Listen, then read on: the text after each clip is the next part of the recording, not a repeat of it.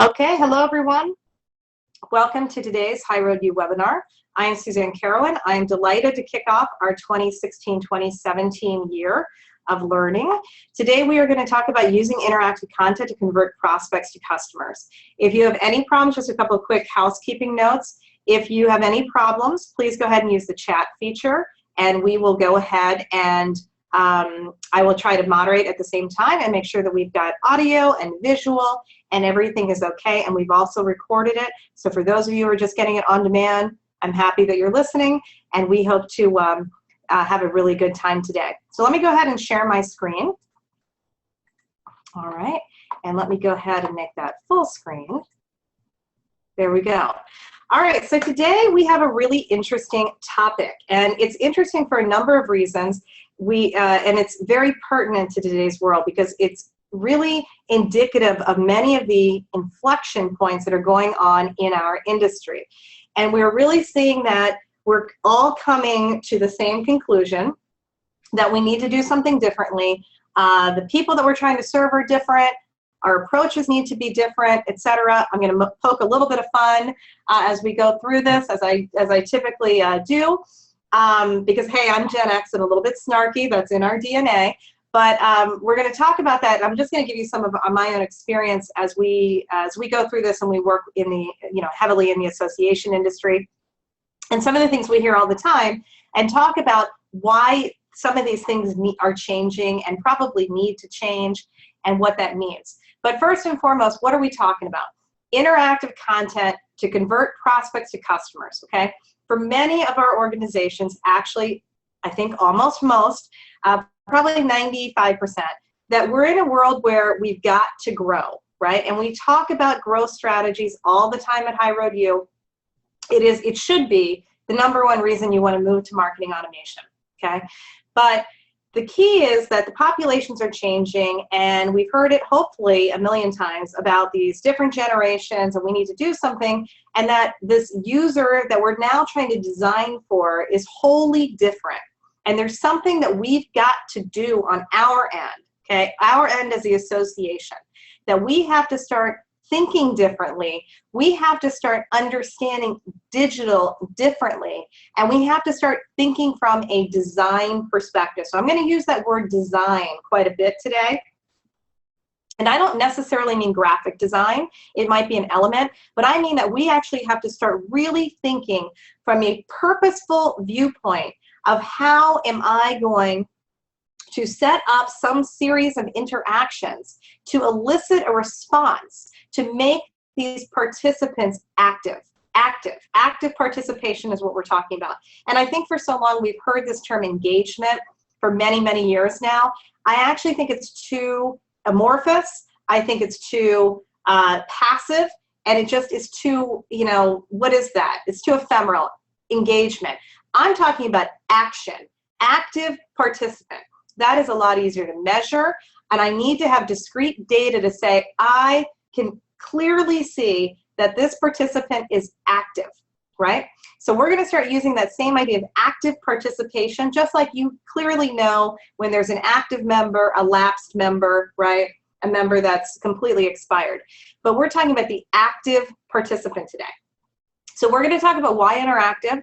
We're, of course, going to hit kind of some of these, the classics of the association market, which is for the last so many years, we've all been schooled into being do-it-yourselfers, usually for economic reasons, and we've been told that technology can make us all do-it-yourselfers, and then that's the only thing we need is just the right tool. We talk about that concept, and then we're going to breeze through those really, because what we want to get into is talking about what is this interactive content that's out there today, available, etc. And what we would like to get to on HighRoad U is to get into examples as quickly as possible. And if you listen to any of my other webinars and talks, etc., you know that to me, the picture is worth 1,000 words. Let's get to the example. Let's get to the case study. But I am an academic, and I'm not going to miss an opportunity to give you some theory as we go. So I'm going to give you some of the marketing theory, but hopefully wrap it up with being very pragmatic of how can we do something today, okay? And at HighRoad U, we're not into that keep it simple, stupid principle. We're into let's talk about what we really need to do in the association market today to thrive. Okay, and we're talking about marketing and how we can use marketing to be able to drive our programs that we're doing. Event marketing, our product marketing, our membership marketing, certification marketing, right? And we're talking about all the elements that need to be done in today's world of digital to really get us to growth. And growth doesn't just mean numbers, it means, of course, the revenue side as well, right? So that's our focus at HighRoad. If you're new, and if you've never been to HighRoad, welcome. We're so happy and fortunate that we are endorsed by ASAE and that HighRoad funds this whole initiative for us, so we're able to do this on a weekly basis. So all right, so let's get into it. So why interactive? Why do we need to start thinking about investing in interactive? Okay, because I'm going to tell you right now, a lot of this is know-how, right? But there is some investment there. I don't just mean from a budget, dollar amount. I mean, there's thought that needs to be invested now in interactive. That's kind of the biggest piece of it. This is a thinking person's game. So we hear all the time, why interactive? And a lot of times what we hear is we can't go to interactive, or it's on the list. These are top two things we hear. We'd love to do it, but we can't do anything because all of the money we have in our budget, number one, we have a budget that's meant for maintenance, not for growth, right? Not for investment, not for digital transformation.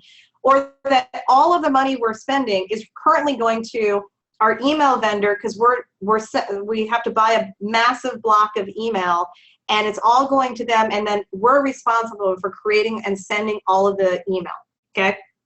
Classic association example. We just spent a fortune on redesigning our new website. If we finally got it responsive, and we have this tool, and our staff is responsible for putting all of the content into the website, right? We're responsible for doing all of the email ourselves. We got sold in this idea that it's just the tool, and then we're responsible for doing it, and we don't have any more room resource-wise, budget-wise, time-wise, etc.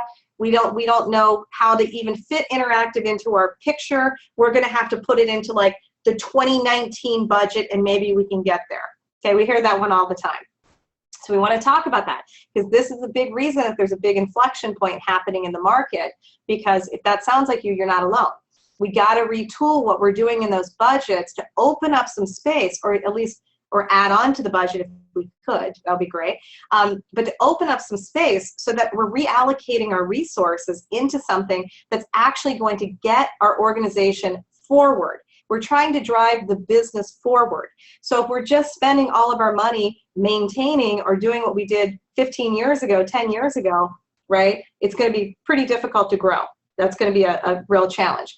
The second part, you could be saying, and when I say why interactive, you could be saying, oh, Suzanne, I have no idea what you're even talking about. What is interactive? In either case, we're going to start right from there, and we're going to address both in today's session. Why interactive?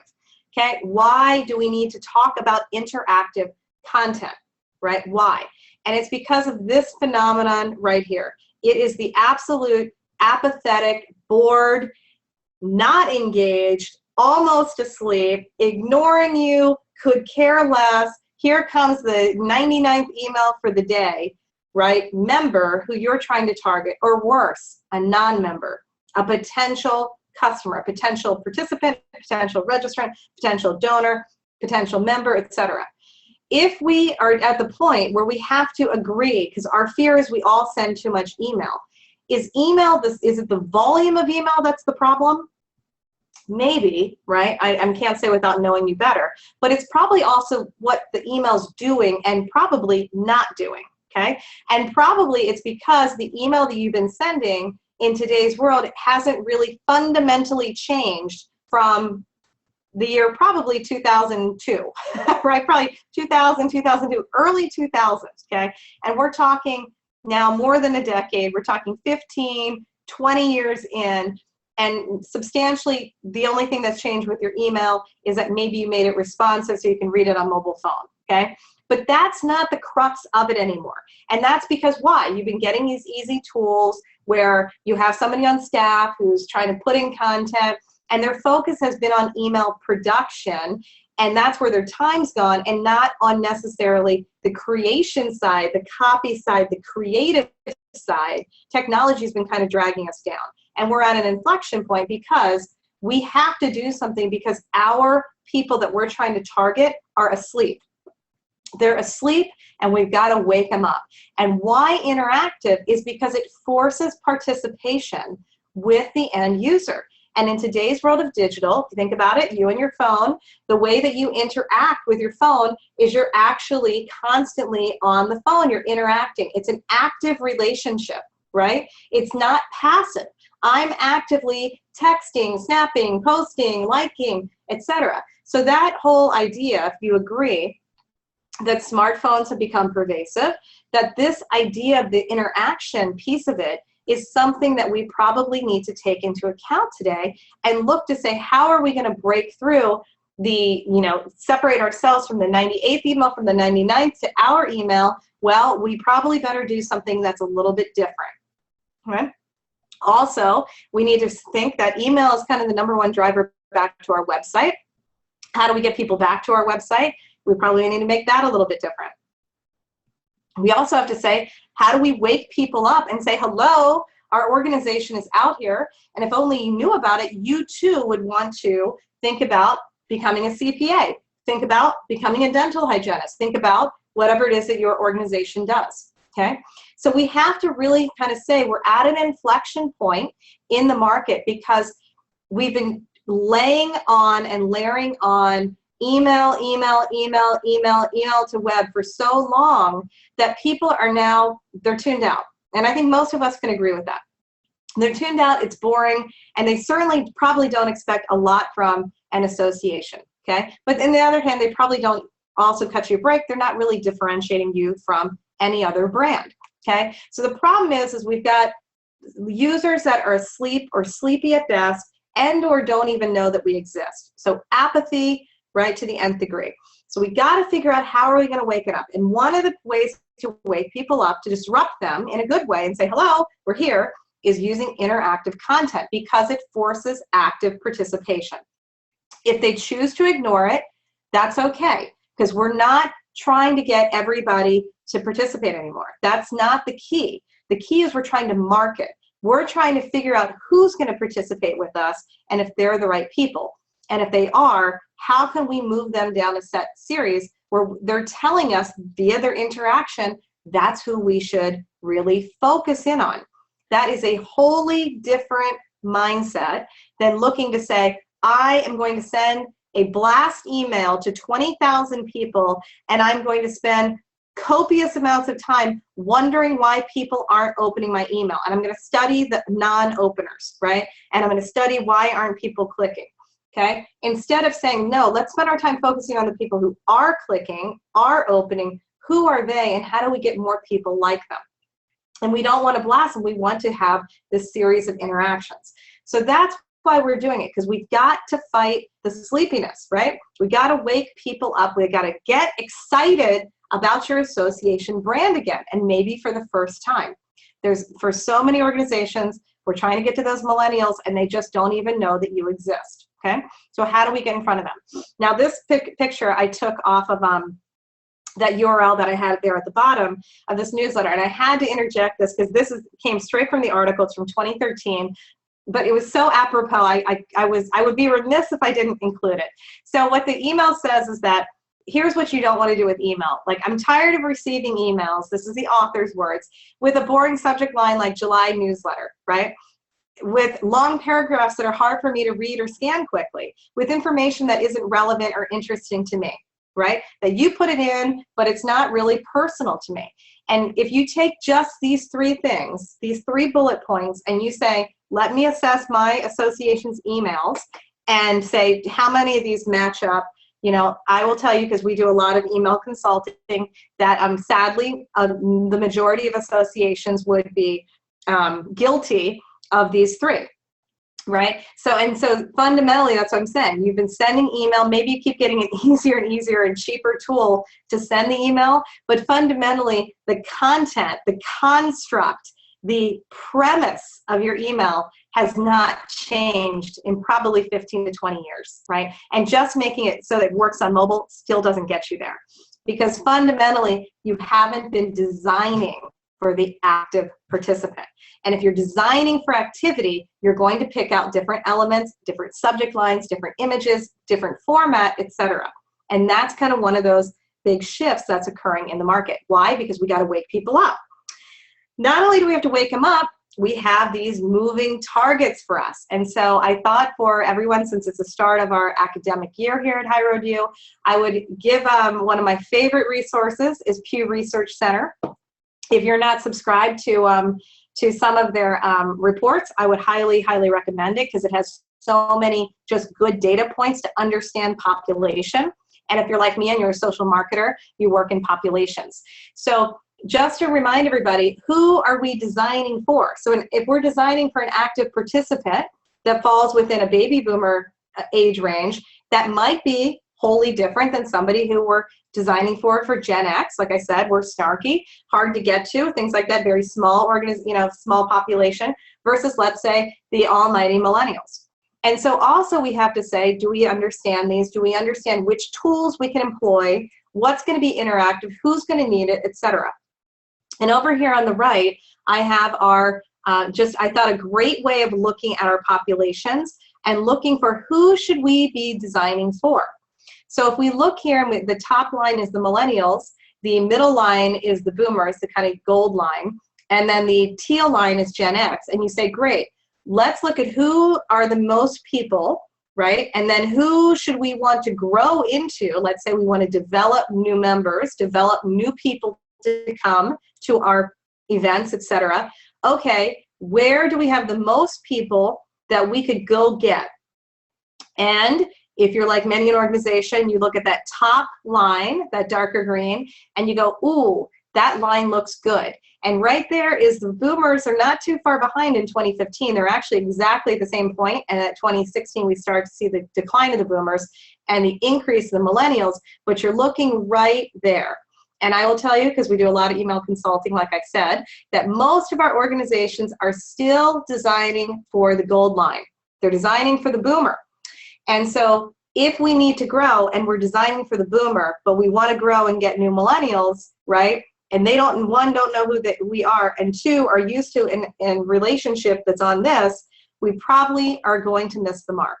And so why interactive? Why do we need interactive content? Because we have to go after and have something resonate with a population in a format that they're used to, okay? And that also can allow us to study more about them. So I just thought that was a great chart to use. Now you notice the Gen X, I gotta stand up for my own people, the Gen X is nice and steady all the way there to 2028. Right? So that's a good one to target too and understand. I have to say that because everybody forgets us.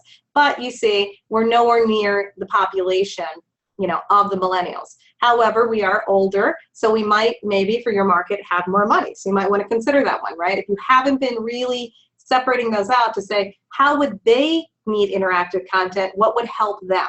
Okay? And Gen Xers are notorious for being independent. They want to learn on their own. They don't necessarily want to do these things, and you can read all about these kind of precepts and what's typical in these Pew Research reports and things like that. So just to keep you, of course, they're all, it's not everybody. I know we're all individuals, but, populations, they do study and they give you some sort of take-homes for what we need to do. So again, why interactive? Got to wake people up.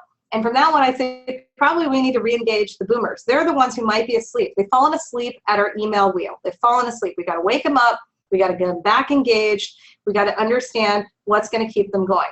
We also have to really engage those Gen Xers, and we got to get in front of the millennials if we want to grow. And interactive is a great way to do any of those three, okay?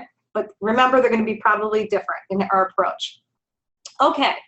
We're moving on to the next topic, which we're going to knock out quickly, and we're going to talk about do-it-yourself versus outsource, okay?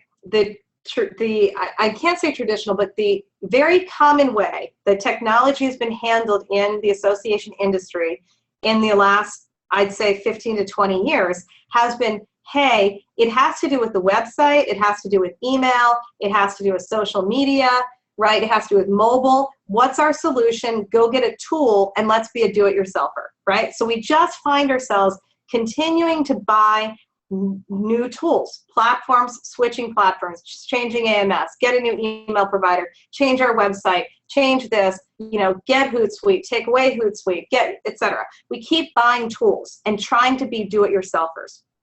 What's interesting about interactive content is you start to realize the tool is one thing, the being able to have it, the know-how is quite a different matter. So you can be a do-it-yourselfer, and the only thing you need to do, right, is a couple of things. So the do-it-yourselfer, right, when they hear, hey, interactive content, the do-it-yourselfer as an organization will typically hear, here's my top things I hear all the time. We're not there yet. We need to crawl, walk, run. No one's asked us about it. We just got our website to be redesigned to be responsive. We don't have to do it again for 3 years. We're hiring a director of digital marketing, innovation, marketing technology to do that. We have a position open for a web email coordinator. And the reason they're saying we can't get to interactive content right now is because they're saying fundamentally, we're trying to be a do-it-yourselfer, and we're going to wait until we have any of these things in place. We have the right staff, the right budget, the right tolerance, the right skill set, the right education, etc. Okay?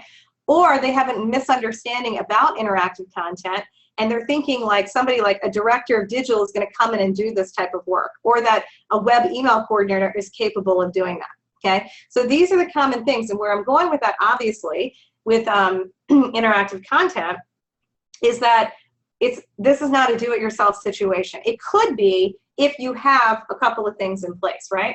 So you can be a do-it-yourselfer, and you only need 2 things to do interactive marketing well: the right know-how and the right tools. That's all you need. If you have those 2, you can totally be a do-it-yourselfer. The right know-how, you need all of these things on the screen, okay? That's all you need. So if you've got a team, 1 person, if you've got a unicorn on staff who can do all these things, you've got a full team who can do this, you're probably set up on the know-how piece of interactive content, okay? From a tools perspective, you only need all these tools, right? You just need all of these things and you're good to go. You've got everything you need, all the know-how and all the tools to really do interactive marketing very, very well. And I'm talking about across email, web, and mobile, okay? Now you can see what I'm saying. I'm being very facetious. Very, very, very few organizations have these things all on staff. As a matter of fact, most corporations don't have these things on staff either, right? Why? Because you either have to find unicorns, and unicorns aren't that, unicorn is the term in like the marketing world of like the person who can do marketing and technology and do all of these functions in one human. And so, like I said, it's not just associations that suffer from this. The corporates don't have this either, which is why corporates rely on agencies to get this work done. They're there to amplify what they themselves can do. And so what they're going to do is hire in the corporate side or in the entity side, people that have the knowledge of the programs, the membership, what they're trying to do there, and they're going to outsource to an agency who has the, if you will, they can lease the know-how and the tools and not have to bring those on themselves, okay? Now that makes sense, because now I can get a piece of the right talent, know-how, tools, etc., without making a multi-million-dollar investment to try to staff it myself. Why am I going into this in such detail today? I'm going into it because if we do the do-it-yourself mindset, we're not going to get there as an association, and we're artificially constraining ourselves from getting the right tools in that we need today to develop leads, to develop new relationships, to be able to grow, right? So we need to rethink this, and we need to say, you know what, why are we not outsourcing? This is how corporates grow. This is how the top associations grow. Nonprofits use agencies all the time. And I don't know the answer to it. I'm just telling you, there is this tendency to try to always be a do-it-yourselfer in the association market and buy one tool to do all these things, or find one person to do this. And the likelihood is very, very low probability that you're going to be able to do that. So the smart organizations are outsourcing. And again, why are they outsourcing? What is this interactive universe we're talking about? What are we talking about? How can we take it, and how can we leverage it for our association in the best way possible, at the most economical and time-sensitive way possible, okay? And so that's the next piece. So hopefully you understand we need interactive to wake people up, attract them, get in front of them, and we likely need to think new ways about being able to bring it on board. So the interactive universe it's a large one, but today we're going to talk about the web-based kind of world and the email-based one, because those are the two that associations know the best, okay? Hopefully you know we do an annual survey every year of the state of digital marketing and associations. We are there to try to track the trends of digital transformation as the industry kind of goes through this change. And if you look at any of the charts we have year over year, this is our third year, the majority of the marketing budget goes to web and email. Okay, so it's all already, like I said at the very beginning, locked up. So the interactive universe, we're going to focus today on web and email because that's what we know best, but I'm going to just mention that's not the sum total. Certainly the interactive elements out there in the world, certainly there's a ton within the event technology space. As a matter of fact, most associations, kudos to their event teams. Their event teams actually have more cutting edge technology. They're more open to trying new things, etc. a lot of times than the marketing communication departments are. So they're oftentimes ahead. They might be using kiosks or interactive displays or beacons or all sorts of stuff to make it interactive, right? We're trying to make an interactive live experience in the kind of the event side of that from that perspective, or maybe it's an interactive experience through, let's say, learning management system from an online perspective, online event perspective. Digital books and catalogs are a whole nother genre of interactivity. A lot of catalogs are coming out with augmented reality, kind of having this kind of experience that I'm going to try to insert so I can be looking at digital or my printed catalog, but also have something where I can actually interact with it. All those are kind of other areas of interactivity, but today we're going to focus on web and email, okay? Because that's our, our focus in the association world. So again, one more time, why are we doing this, right? We're trying to move from engagement to active participation, and the bigger piece of it, the bigger academic piece of it, is that we're using interactive content to really learn more about the user step by step by step. If each step away, so I'm trying to amass as much of a digital footprint as I can, and each time you interact with me, I learn something new about you, right? So each time that I am able to get information, I being the association, am able to get information about the user, ostensibly, I can create a better profile about you and be able to give you back products or services or programs or content in a way that fits you best, right? So from an association standpoint, interactive content or digital marketing as a whole, if I start looking at it from, instead of me pushing information from an association perspective, that's blast email, I'm pushing information. Instead, I'm trying to market to you. I am trying to create a relationship with you. Then as an association, I can think of it as I'm trying to get to know you better so I can better serve you, right? It is a far more Disney World, Ritz-Carlton, Zappos.com way of thinking about it. I want to know as much as I can about you. So I want as many ways as I can to interact with you so I can understand what kind of makes you tick, right? What you like, what you don't, when you're interacting with me, when you're not, what your hours are, what you like to eat, what your lifestyle's like, all those things I'm trying to understand, not for any nefarious purpose, but because I'm an association and I want to add value, right? I want you to be a member, I want you to be a customer, and I want you to have the best experience you possibly can, okay?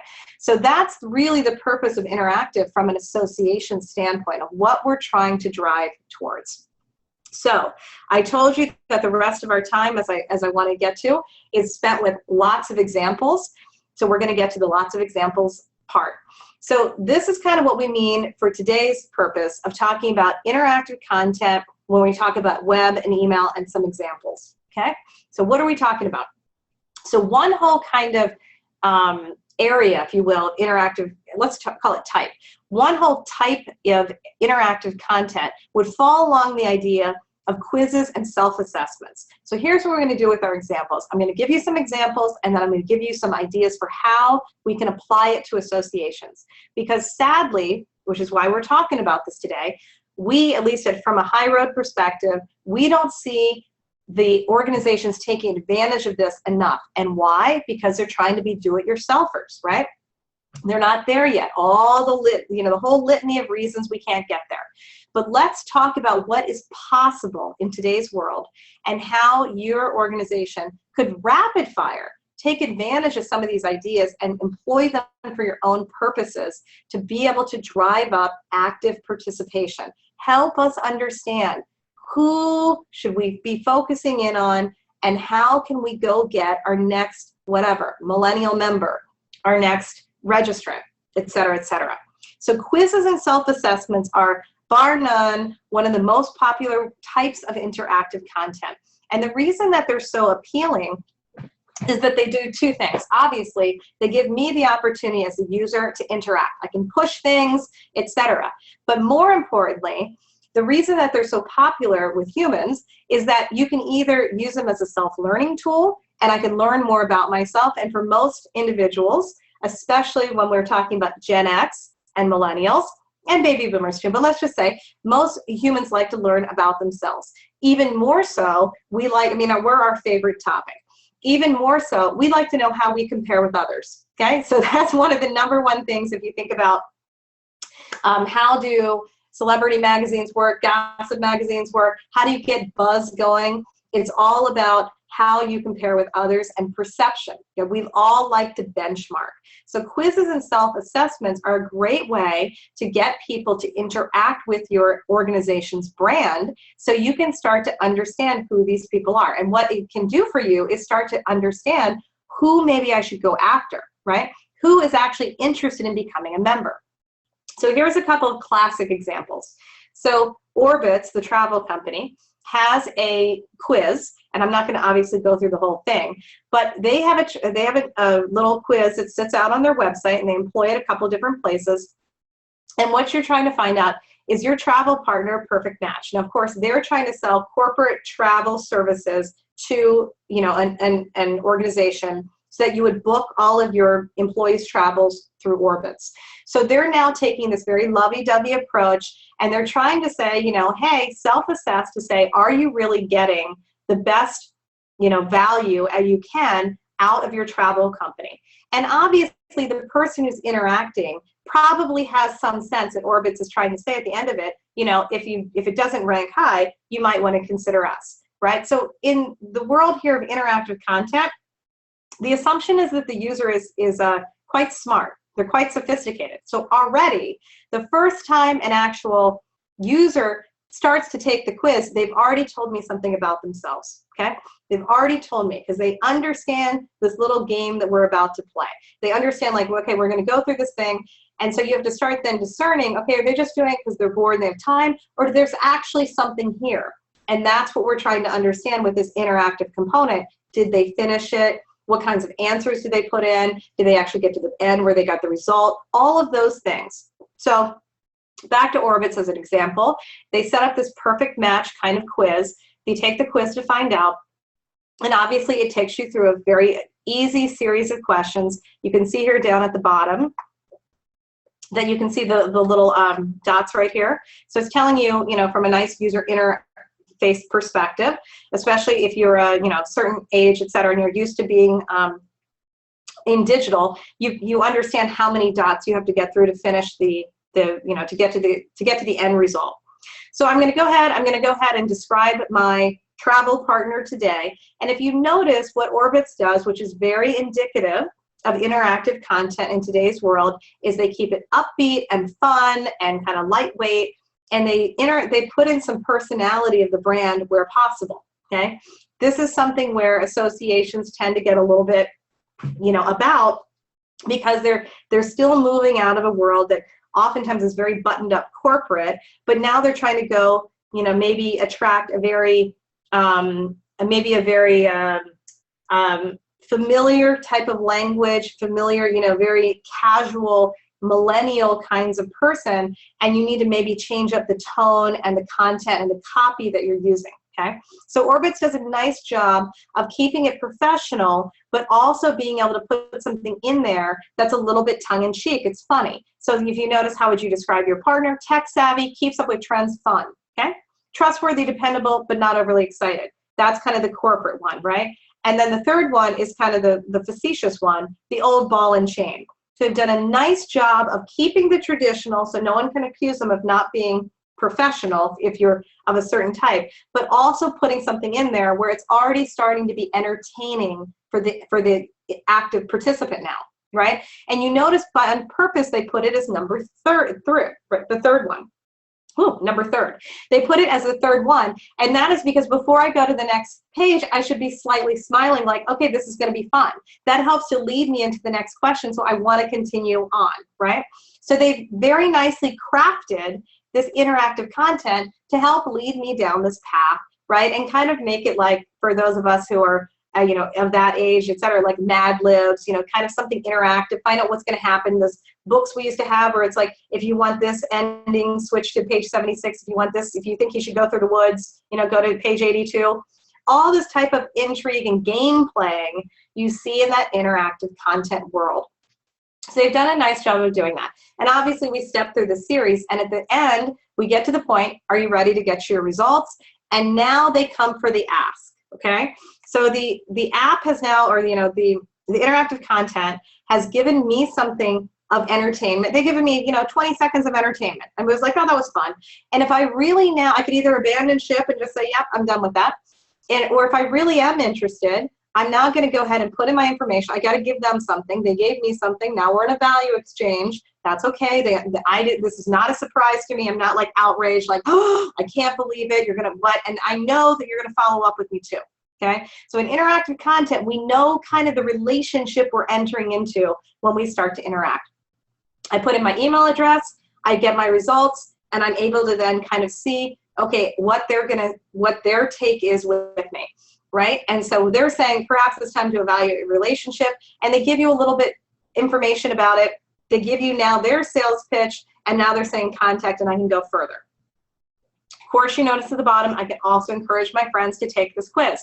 Why do they do that? Because it, one, tells me a lot about you if you're the person who shares, right? You're a pollinator. You're going to spread information. It's very good for a marketer to know. They want to know who's the influencers. Secondly, obviously, if you can help them, you know, it doesn't cost them very much to put in a social icon. It can help them to spread the message. Well, that's one next person that they got to with a very incremental spend.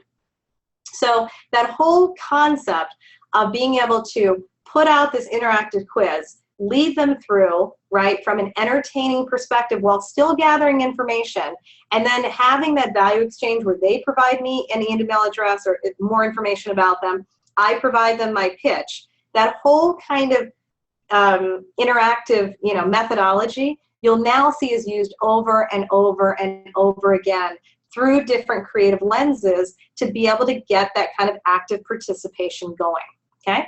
But you can see the value that Orbitz is now getting out of this. Think about the data they're not getting out of it. They're getting out, sorry, they are getting out. They're getting leads, they're getting more people, they're getting more contacts, and of course now I've legally gotten their email address.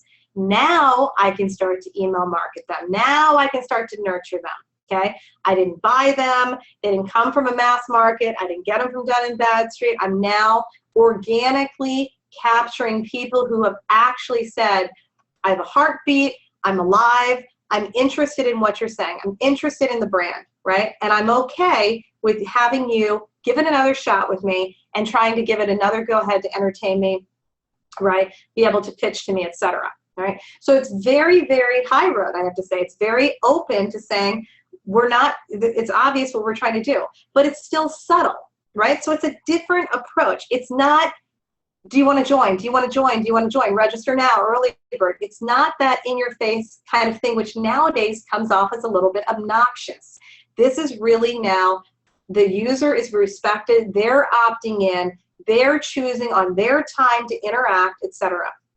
So the key now with this type of interactive content is a couple things. Where can I get it in front of people? This is a great way to pique interest, to get brand awareness out in front of people that they didn't even know your brand. They didn't know that the association existed. They didn't know that they could be a medical writer, let's say.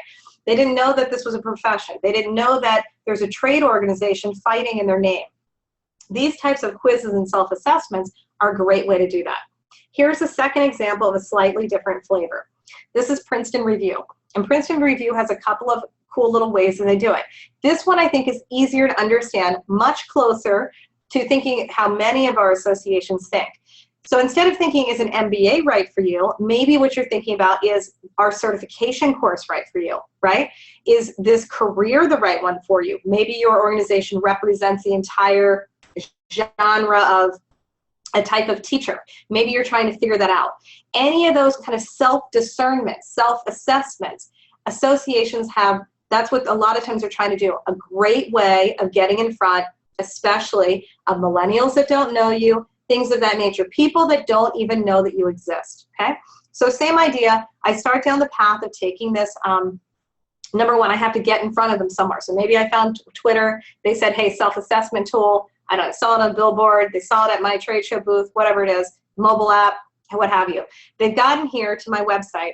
I'm starting to take this interactive quiz. And again, same idea, they go through a set of questions, picking up your dream job from the list, right?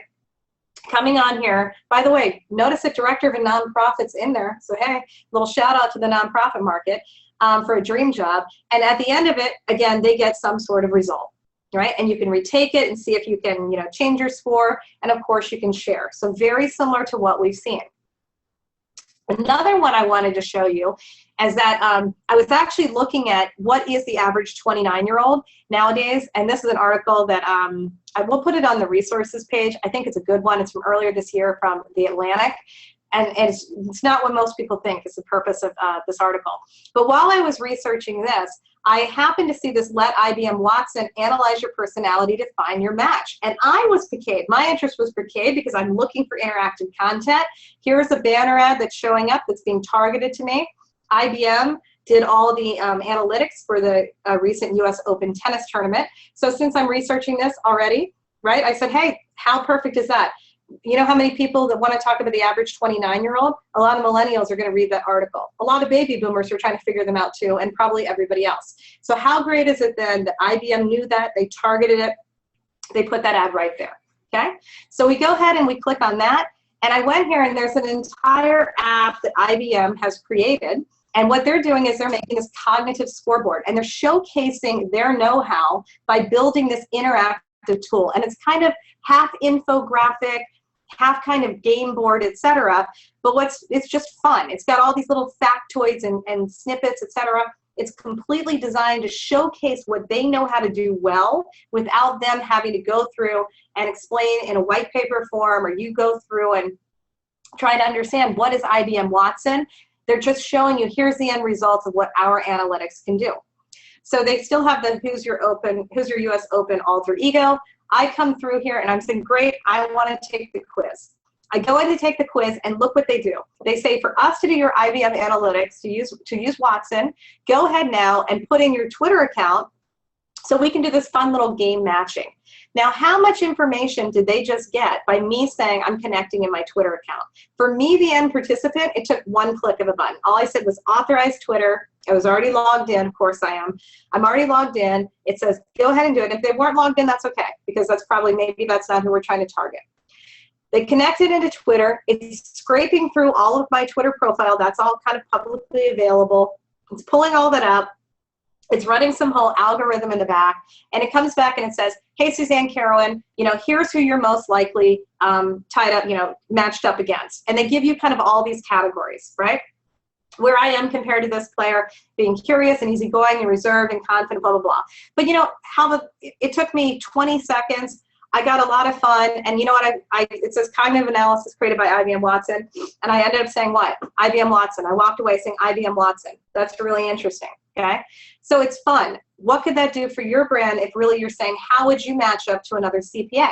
How would you match up to a health lawyer, to one of our types of, a petroleum engineer, right? Is your personality the same way?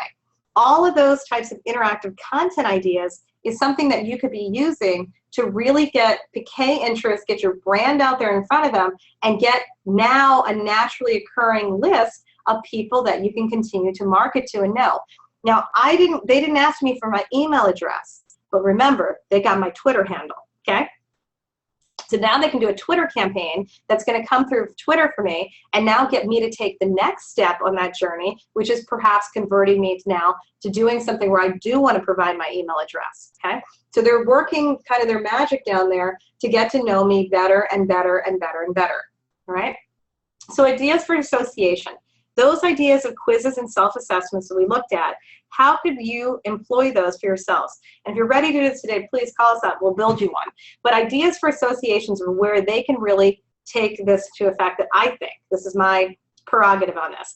Certainly self-assessments we talked about for certification, for professional education, for furthering degrees, for are you a right, is this profession right for you? Is this going to be a right career path? Is the annual conference right for me? Which track of the annual conference is right for me, right? Am I a good fit for being a volunteer leader? Would I be a good speaker? Would I be good for submitting my abstract? Any of those things where I now can get to your site and be able to do that on my own without talking to someone, right? That's mostly how people are wanting to interact. So these types of interactive quizzes, self-assessments can really help us with that. Okay, further next step, kind of the next type. We talked about quizzes, self-assessment. I'm just making that a type. The next type I would say we see all the time are the calculators, right? And you see this, you know, if you've ever bought a home, if you've ever gone to refinance anything, you see those types of calculators all the time, right? How much is the degree going to cost me? Any of those pieces. So the calculators, again, are helping you to self-assess. And I have, again, same idea. I pulled up Symantec's.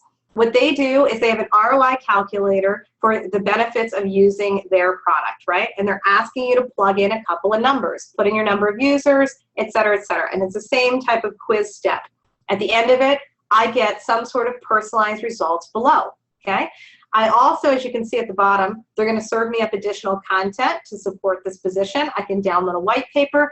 So as I get something, they've given me now additional ways that I can interact. So if I finish my ROI calculator result, and then I actually went on to say, yeah, I want the white paper, then it's going to ask me for my email address. Then I'm going to show I have 2 steps, actually 3 steps of interactivity.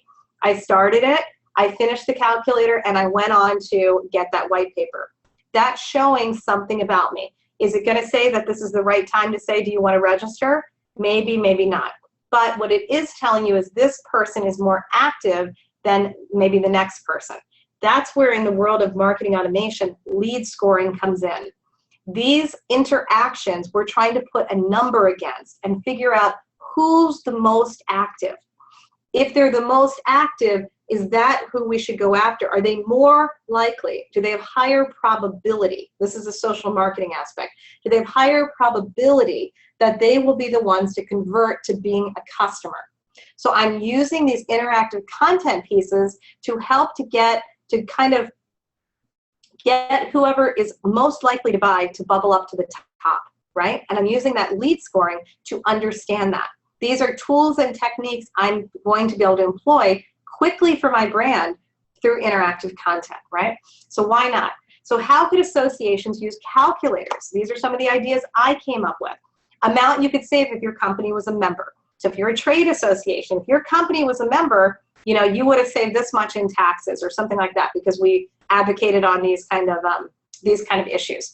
How much more you'd earn with a particular certification or degree, like we were talking about. Being able to calculate that out. If you invested $50,000 now in the online MBA, okay, what's your earning potential? All of those kinds of calculators to be able to figure that out. How much you'd save by being in compliance. If you're a member with our association, you'd have access to maybe the industry research, you would have the tools you need to be in compliance, and therefore, you know, you'd save money, what have you. You know, how much your vote matters. Any of those ways that you can actually show interactivity. And the whole idea is as the user is putting in input factors, so you've already devised some calculation for the outcomes in the back, and then to say, okay, if you got this, we're going to tell you this. If you got this, we're going to tell you that. So the know-how of creating one of these interactive content kind of items is the key. You see, it's not the tool. It's the how are we going to set this up to design something to be interactive to make for this active participation that's also going to help us discern, is this person more probable to take the desired action that we want he or she to take. right? Where can I put calculators? Just to pull it all back. You can put them in websites, microsites, blogs, landing pages, custom Facebook pages, in your mobile app. So these kinds of things can be kind of employed a lot of different places to help you to convert people over into becoming down the path of prospects into the customer cycle, okay? What about ebooks? This is another fascinating one. I found such a great example of doing more with an ebook. This is a company called Progress. They actually put up a microsite that allows you to do more with an ebook. So instead of just downloading a PDF to say, great, you filled out, you got to the landing page, you filled out the form, here's your PDF ebook. Instead, they actually build a little website. They say, view the interactive ebook. I was drooling on this one. So view the interactive ebook, and then it says, in order for you to get your customized ebook, go ahead and pick which of the following 3 people has the closest job function to you, okay?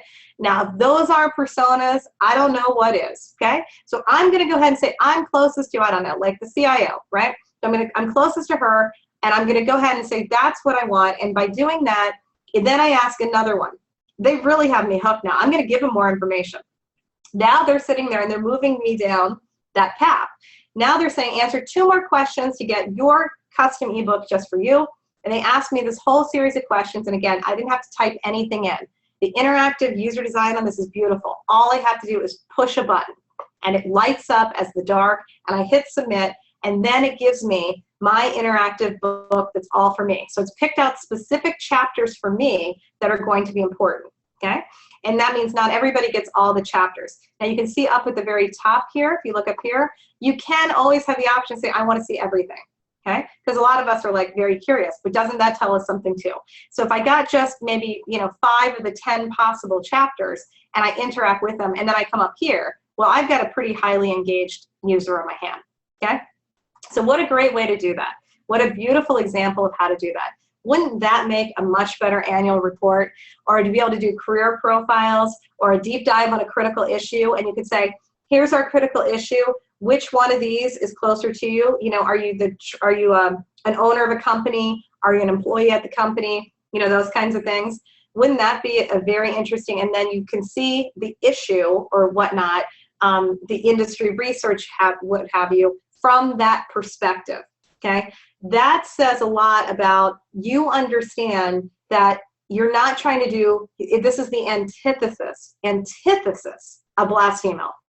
Okay, this is not one message to everybody, and I, the organization, am going to communicate everything to everyone and not understand that we have different ways that we look at information and what's important to us. Okay, so what a wonderful way to do that. And again, the creativity and understanding the know-how, they needed the tool to do it, but you can imagine, let's just say you got an interactive content platform. Okay, well, great. Now you've got a great tool. Now what? You need to have that know-how of understanding all of these pieces together. All right, last couple of examples. These are easy, and these are the ones I think you could employ like ASAP. Website navigation. How can I get more interactive by allowing the user to elicit more choice and participation, right? Let them decide how they want to proceed and give them more options that are interactive that they can take part in. Well, instead of being so, they got to my website, they're on their own, why don't I kind of throw them a bone and help them out a little bit more, okay? So here's some good examples. Here's TED.com, love everything they do. Little things like this. This is really a repackaging play more than anything sophisticated.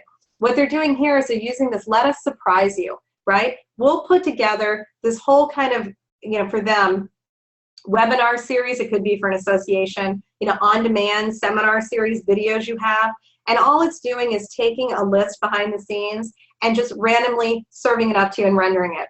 Very easy to actually technically implement, but what a cool way of saying, isn't that fun? So the people that click on let us surprise you, that tells us something about them, okay? Giving them options for being able to watch things on demand, right, and making it live, making it really clear that there's ways that I can interact with the content and that I have interactive content. If I have one gripe with organizations, associations, and I have kind of a list, one of them is that we're so bad at repackaging what we already have. We spend so much money, don't we, at associations on our events and capturing photos and video and audio. And we capture so much, and we are typically very bad at repackaging and repurposing. Making sure that we're constantly within our websites, etc., letting people know that we have this is kind of one of those keys to interactivity, because the user nowadays is queued up to look for these types of things. Big buttons that have verbs on them, like register, exhibit, and what? Video. So for the right person, they're going to get to this page, which already kind of looks like this interactive museum display, and say, oh, I want to go right to video, okay? So being able to do that, look at this page. Here's PCMA. They have an industry calendar. Making the industry calendar the first thing that you get to instead of the list or putting the interactive part on the side, putting it as the first piece. That allows me to keep awake and be able to enter and play with it, right? I have some amount of enjoyment and engagement that I'm expecting to have today in digital. It's not supposed to be a passive experience. They do a nice little job over here on the right-hand side, if you notice, of putting in a banner ad and being able to make it a video. Being able to make it very clear it's a video, right? And not saying video, it's the graphic of it, and you can hit it and play right from there. Small things like that. They do a very nice job as well on being able to market their own podcast. This is just a banner ad, but it's saying we have a podcast now available, and they're continuing to remind you through banner ads, through graphics, that this is an interactive way that you can participate with us, okay? And I think those are simple things to do that make it easy. This is Society for Neuroscience, another great little technique that they do from a navigation perspective. When I click on sfn.org, this navigation here drops open, right? So it's kind of a big mega menu. And not only do I have the menu items, but I get this cool little red box that catches my eye and diverts me over here. And it gives me some options that I can go ahead and interact on my own time frame, right? So I can say, yeah, I do want to submit an event. I didn't even know I could do that. I also want to stay informed. So it's respecting the user and laying things out purposefully in their path to say, here's something that we can do that you get to say in it too, okay? It's not just like, this is SFN and this is our website, and that's all you get. That's it. We don't have anything else. We don't want to hear from you. No, they're saying at every step of the way, interact with us. Interact with us. We want to know what you want, right? We're an association. We're here to serve you. Tell us. Submit an event, stay informed, call us. That's very different than being like this very stoic corporate entity of like you're hiding, you know, your phone number, and you're like, oh, I hope the members don't call. Let's not send out a membership survey because people might, you know, say that they don't like us. See what I'm saying? Now it's the opposite. It's like every possible way we can get you to interact with us, good or bad, we want to know. Radio silent is the worst thing that can happen, right? What we're trying to do is really make it aware that we're trying to make for active participation. Another thing they do is they use a tool called Bright Info that we offer, and it actually, as I'm going through, it will actually pop up recommended content based on your browsing behavior. So now I have a couple of ways that I'm interacting with the user. The user can use the keyword search, they can use my navigation, or I, the website as the organization, can help to alleviate, you know, can help to open up content that they didn't even know was there, that's related to what they're contextually searching on. So I'm able to surface up content and be able to provide this kind of concierge level relationship option for them that then I can get further engagement. So I'm sitting here looking at scientific research, I'm reading Upgrading Our Diagnostic Toolbox, this thing pops up and I have more content that is related to it, right? So that gets me to further get into the website, and also because I'm not leaving the user on their own device. I'm helping them, facilitating that relationship to add value. Also, same type of idea, modals are very popular for interactive content. I move to part of the website, I move up to the URL bar to leave. I can pop up, again, related content to what they're looking at, giving one last option perhaps for them to interact and continue to get value out of this little relationship experience we've had through digital, okay? So nice little ways and tools and techniques you can do that. CES does a nice job with this, with their association. for their show. You can see here a very easy little thing up here. They have a lot of sites, so this is good for a large organization, many brands, maybe many events that you have. More CTA sites. I can click on that. It's going to pull down. It's nicely colored. It pops at me. It was fun. You know, it has like an accordion menu kind of idea. You know, it gave me a little thrill, like, oh, I didn't even know we had that. Okay, a nice way of doing packaging. Finally, let's bring it on home with email. So email is all, again, we talked about waking people up, not having them sleepy, being modern. Okay, now we talk about this one all the time because it remains our probably our most popular way of doing email today, which is called intelligent contextual email. And that is the whole idea that email is actually the most intimate of the communications, and it's the most really secure from the standpoint of when I send an email, the system is really sending between your organization's, you know, brand, your association, to Suzanne Carowin's inbox, and there's nothing in between. This is not like open to the world for the web. This is a direct communication. So why not, and I'm logging into my email to see this, why not go ahead and, you know, unearth some of the goodness that's, let's say, sitting in your databases about this person and deliver that value through email, right? A lot of the stuff that we're hoping people log into to get to their member profile, the problem is people have to go back to your website and log in, and therein lies the problem. It's too much stuff to do. It's disruptive. Instead, why not, our clients are saying, let's use intelligent contextual email and bring the content, bring the value of the information to them into the email, right? Embedded into the email. So this person is receiving their email, and for each person that receives this, what they're showing is their actual number of certification credits they've earned, right? And it's different for each person. So now I'm getting something that's uniquely for me that I can interact with. I can see my little progress bar, right? That's a huge value to me. And I can go ahead and click on my CPU tracker, an interactive piece in my email that's come to me. That's beautiful. That's great interactive content right there.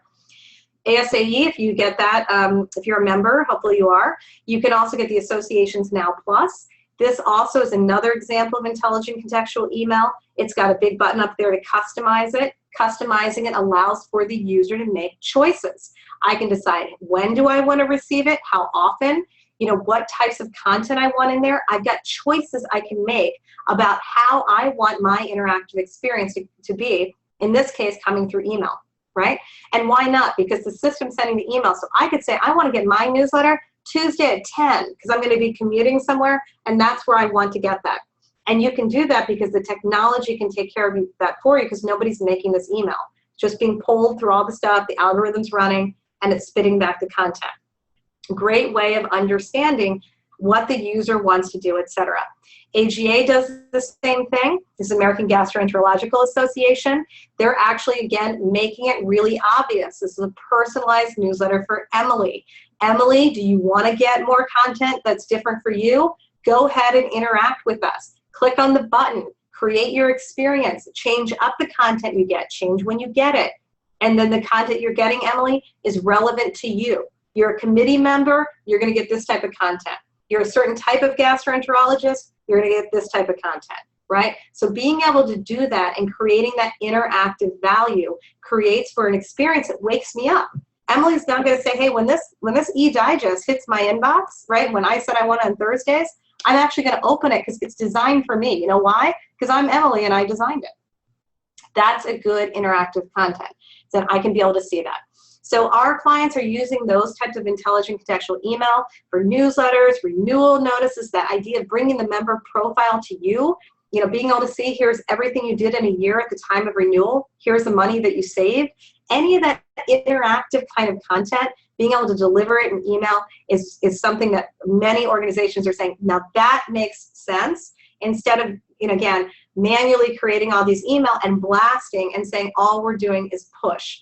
Let's make it interactive and keep that relationship going and respect the actual medium of email.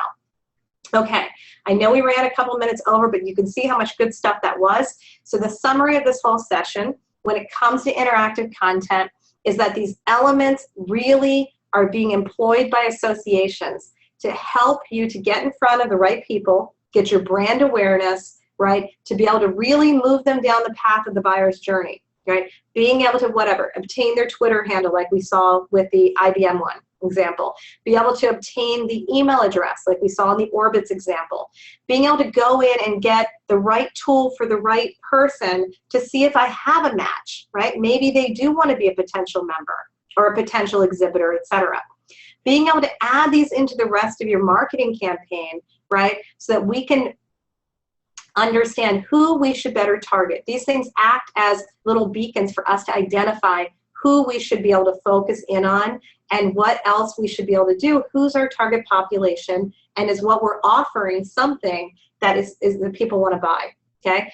I didn't go into this, but it's a great way to test market too. Very inexpensive way to find out if people are really interested in this before you build and develop, let's say, an entire program or seminar, okay? We use it in lead scoring, right? Consider outsourcing it, but whatever you do, get onto the interactive content bandwagon, because it really is something that can help you to identify who you should target, and it makes it, if nothing else, fun, and it'll wake people up. Thanks everybody so much for joining us. We look forward to seeing you at our next Friday at HighRoad U. Thanks, I'm Suzanne Carolyn.